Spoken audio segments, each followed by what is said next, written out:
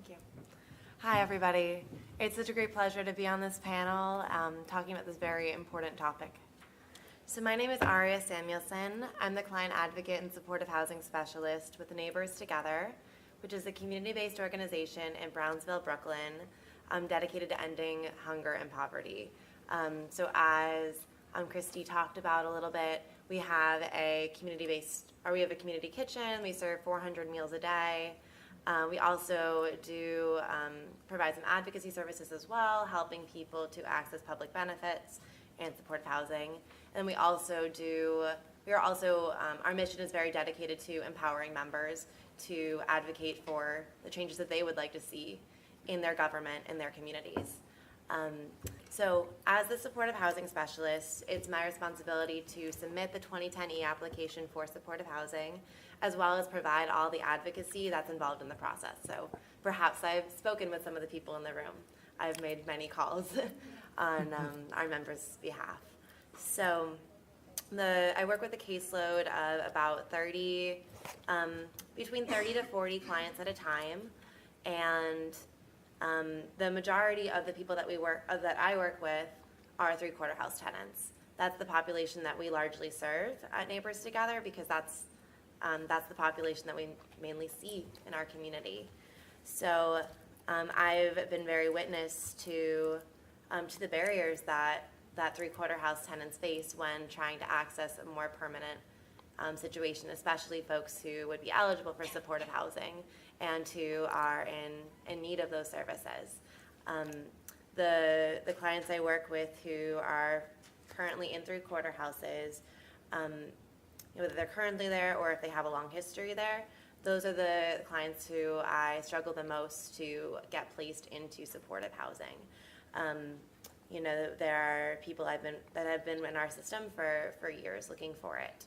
I've been in the position since September, so I can only speak as far as that, but we've been able to turn over many people much more quickly and find people stable placements. Not so much for people in three-quarter houses, except in some very, some very wonderful exceptions. But so I would like to talk about sort of what I see as the main barrier, at least from my perspective in this role, which is that people in three-quarter houses are not considered to be homeless, according to HRA's definitions of homelessness. Even if they've been in three-quarter houses, whether it's the same one or multiple three-quarter houses for years, they are not considered to be homeless. Instead, HRA considers them to be living in a transitional setting, perhaps akin to a transitional program of supportive housing. But as we've talked about, and as our former tenants are going to talk more about, they're not equivalent. So classifying three-quarter houses as transitional settings presumes that there are services to transition them into supportive housing, that they are already in process and therefore not in need of any external services or any kind of systemic prioritization.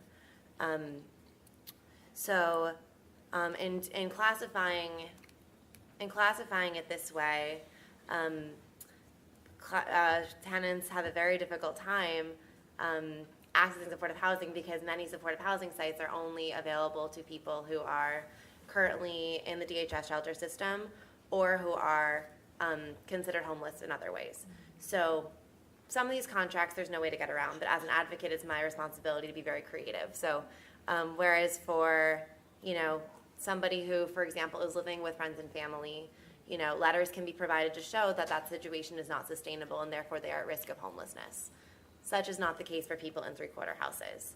I found supportive housing sites to generally be very resistant to, whether that's because of their contract or whether that's because of internal decisions. They are not able to, or they are not willing to consider, or they're not willing to consider or see three-quarter house tenants as being homeless and therefore in need of those services. So as a result, the clients that I work with in three-quarter houses are generally routinely denied, either in the initial screening process, they're told that they're not homeless and so they can't be housed, or they're told after the interview, which is especially upsetting. So I would like to turn over the mic to two members and neighbors together who I've had the great privilege of being able to work with and to help place into supportive housing, and who can speak best to the realities and to the difficulties of getting into supportive housing. So I'd like to first introduce Wesley Williams, and this is Sylvia Carroll, and I think, Wesley, would you like to start by telling us a little bit about your experience, how you found out about three-quarter houses, and what your experience was like looking for supportive housing? Yeah, thank you, Ms. Samuelson. Ms. Samuelson was instrumental in basically me acquiring supportive housing, and I'm forever grateful and pleased with the work that you did for me in helping me navigate myself through a system that is difficult. And if it wasn't for me being resilient and motivated and focus-driven on what my ambitions and goals were, I probably wouldn't be sitting here today, and I probably would still be out susceptible to chronic homelessness, substance abuse, and ultimately being overcome by my mental health issues, which I, to this day, still struggle with, but those things are manageable. However, let me just share a little bit of my experience with you and how I got to three-quarter housing, then to supportive housing, in spite of my impediments. Yeah, I was, prior to me obtaining services in stable housing, I was chronically homeless. I suffered from severe mental health issues, as well as poly drug using, which is substance abuse. So I suffered from both illnesses that at times were difficult to manage. However, through a small family intervention from loved ones and family members and friends, that intervention led me to be sitting where I am today. So I was actually pointed in the direction of another organization who met this gentleman and told me a little bit about three-quarter housing. Now, prior to coming to his organization, I was living in Massachusetts at the time, and I knew a little bit about three-quarter houses and how they operated. And I knew that they had services and clinical services that was implemented in the aim and purpose of the program. And because of those services, help folk like myself navigate through barriers that could help them obtain supportive housing, affordable housing, whatever it was that your ambitions desired you to achieve. Those particular programs helped you. So I knew just a basic premise of these three-quarter houses. However, I sat with the clinical person at this other organization who directed me to a three-quarter house, and I was under the impression that the information that I had prior to going to three-quarter house here in New York State shared the same aim and the same purpose. However, when I got there, I realized that that wasn't the case, and there was clearly some barriers that I had to navigate myself through. And I kind of noted some barriers, some clear barriers, and some dynamics that would, if I wasn't motivated to navigate myself through it, I would have succumbed to it. And one of the barriers that was clear to me was health code violations, and I think you probably heard some of the panel members briefly talk about that, about what the barriers were of health code violations. Resident drug abuse, severe drug abuse, and me being a person who was clearly susceptible to these barriers that were going to prevent me from obtaining any sort of any supportive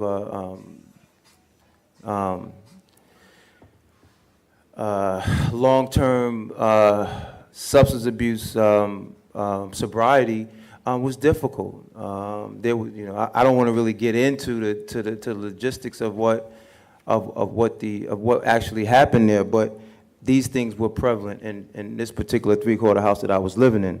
I was under constant threat of eviction, and I was around folk like myself who were untreated, unstable mental health issues. Clearly, I knew that this program wasn't going to be the program for me, and I'm grateful for my ambition and my desire to better my life. And while I was there, I met this resident who was actually moving in to supportive housing, and he seen that I was genuinely honest and sincere about getting out of there, because I knew that wasn't a place where I can get any sort of services other than to be housed. And if I was going to do something about my life, I had to do it right then and there. So I was directed to do some research, and that's what I had to do. Again, if it wasn't for me being resilient and ambitious about the direction that I wanted to go in, it wasn't going to happen for me. Clearly, it wasn't going to happen for me. Now that I look back at hindsight, and so I landed from the research at the doorstep of Neighbors Together, and I met this wonderful, I say again, wonderful person who came out of nowhere. And I was actually in an interview with another woman, and I think Ms. Samuelson was listening from the office next door, and she could hear the lady say, well, you know, I don't think she's here today. You might want to come back another day. And that was so disheartening to me, because prior to me getting there, you don't even know the work that it took for me to get there. All the navigation, all the research, all the paperwork, clinical paperwork that I myself did. Nobody did that for me. And Ms. Samuelson can attest to that. So she came out of nowhere and she says, excuse me, sir. She says, can you come with me for a moment? I'd like to speak with you. And I just looked at her and said, wow, you know, she's probably the person that I've been looking for all the days of my life. Just joking. In terms of clinical services. Anyways, we sat down real briefly. We had a conversation, and she could see clearly that I was motivated. And she just said to me, she said, Mr. Williams, you know, normally we don't do this, a process, waiting list, blah, blah, blah, of things that you have to do for them to, you know, process you. In the process that they take to get you supportive housing. Working with her got me, well, I guess she could clearly see that I was motivated. So I had my first interview, make a long story short, I had my first interview with a woman by the name of Miss Sonia Clark at St. Vincent's Supportive Housing organization. I got there with the clothes, not with the same clothes I had on, but I didn't have a suit or anything. It was just the clothes that I, you know, that I have. I don't have a suit, anything like that. So I couldn't really present myself in a professional way, but I went with the clothes I had on my back and with the ambition and the drive to want to live, not just exist, but just want to live. And so she saw that, and she ended the interview. She said, Mr. Williams, there's no more reason for you to go any further with this interview. She knew I was dedicated, and she knew I was motivated, and I had the genuine desire to save my own life. She knew that. Clearly, she could see that there were some barriers that I had overcame. She don't even know how I did it, considering my psych evaluations and my long chronic history with substance abuse. She didn't even know how I got in there. I don't even know how I got there. Well, I know how you got there. No, you got there because you did the research and because you reached out to people. Right. And those are services those are skills that make Wesley, that make Sylvia remarkable people. And those are skills that at Neighbors Together we hope to cultivate in all the people that we work with, but those aren't skills that everybody possesses, especially people who have been denied access to education, who have been denied any chance at stability. So, those are services that we believe should be offered, and that it sounds like, Wesley, you thought would be at the three-quarter house. You thought that there would be people who would be there to assist you with getting into a more permanent situation. That's correct. And it was only by actually doing the work yourself, right, that you were able to get in. So, right. How long did that process take? Once we started working together? I'm grateful. It took quite a short time. Normally it would take anywhere from 6 months to a year, sometimes 18 months to actually get to supportive housing, but it took me basically 2.5 months to 3 months to get myself out of a situation, and I thought I was going to be part of a permanent underclass of people, of folks who couldn't help themselves get out of poverty and substance abuse and untreated mental health issues. So that process took 3 months, and I'm grateful for that. And right now, I'm a recipient of supportive housing. I've been living there since May 1st. So thank you. I think I pretty much think I'm done. But thank you for listening to me. Appreciate it. Thank you so much, Wesley. So I'd like to turn over to another former three-quarter house tenant who is currently in supportive housing with Postgraduate Center for Mental Health, Ms. Sylvia Carroll. So Sylvia, would you like to tell us a little bit about your experience in the three-quarter house, how you found out about it, and what it was like for you to look for supportive housing? Absolutely. Thank you and good morning. Oh, thank you. Nice. I have been homeless for over 2 years until recently. And I have, just to give you some background, I won't get into how I became homeless unless you want to find out later. But in total, I have lived in the emergency shelter for 2 months, in and out. I've lived in a car for 8 months, in and out. I've lived in a three-quarter house or 2 three-quarter houses for 6, 7 months. And in between all of those times, I was also out with friends. When you lose a lot of friends when you become homeless because they don't want you sleeping on their couch. So at one point, I was I became very debilitated from living in the shelter. There are so many things going on in that situation also. So after 21 days, the emergency shelter people decided I was to go to the Bronx to another facility. I'm a Brooklynite. And when I went up to the Bronx, I could tell that the facility was not one that I could really handle, especially to negotiate living in a new borough. So I went into the car for a couple weeks, and that also increased my instability. Finally, a former member or resident of the emergency shelter referred me to a mental health neighborhood organization.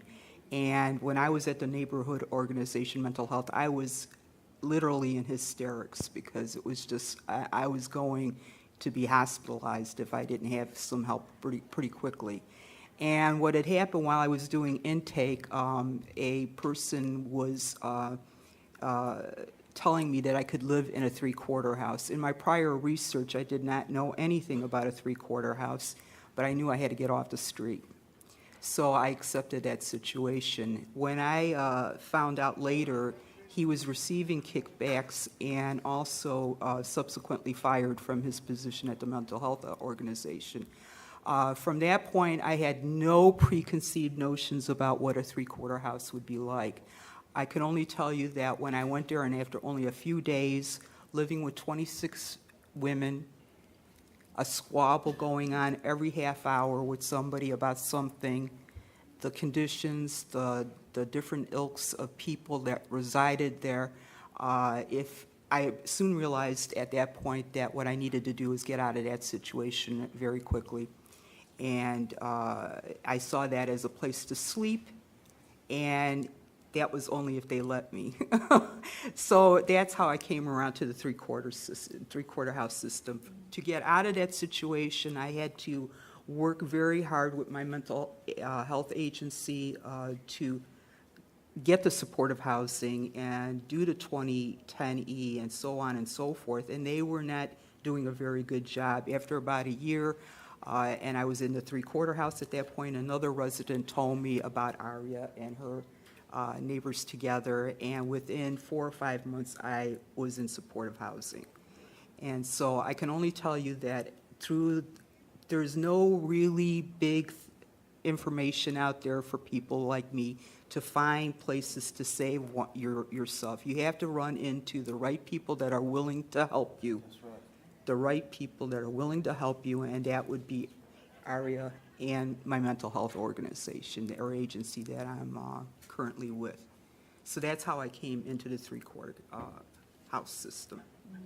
And so you said about 4 to 5 months, is that 6 months. when we were, Oh, in terms of getting into into support support. Once I met Arya, it was only about 4 months after that.